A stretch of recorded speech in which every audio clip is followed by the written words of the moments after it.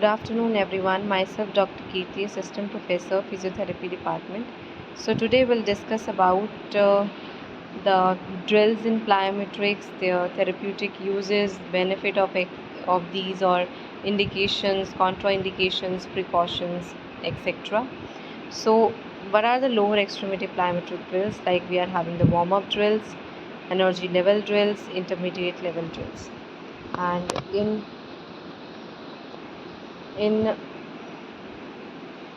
in upper extremity plyometric drills, there are also trunk drills, partner drills, wall drills, and endurance drills.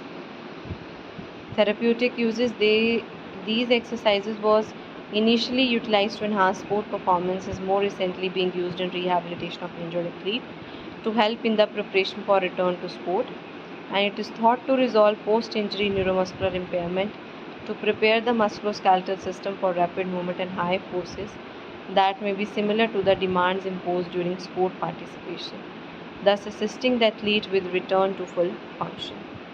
It also, we can say, leg strength increases the faster rate of force development for delayed onset of muscle fatigue. Also, it also induces some other improvements like in improving the neuromuscular function, joint position, sense of postural control, and ultimate use is to increase the sports performance of the athlete. So, what are the benefits of these exercises? According to American Council on Exercise, it improves the vertical jump performance, leg strength, muscle power, acceleration, balance, and overall agility.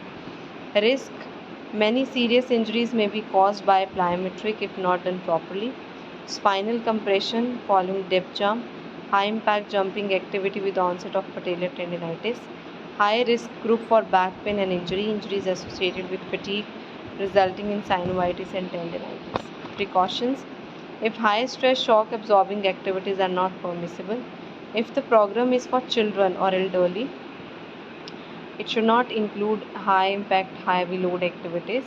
An athlete should have adequate flexibility, always warm up prior to it, and also learn some safe landing techniques during jumping activities. Contraindication: pain, inflammation, instability, post-operative phase, recent fractures in leg, several spinal pathologies, tendinopathies in calf, Achilles tendon, or any other pathology that could be harmful to athlete while exercising plyometrics.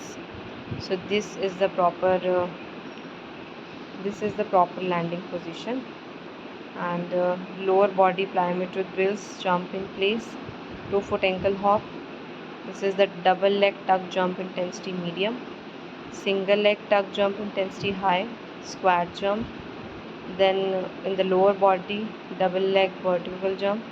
These are the depth jumps as shown, and chest pass upper extremity plyometric drills.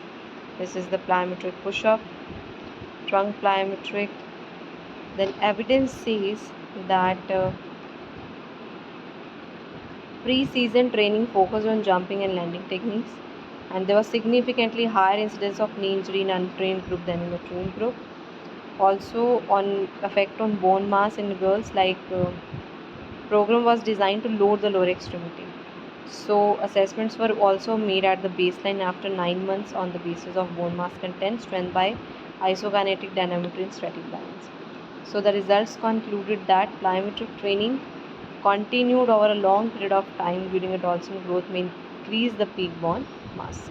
Thank you.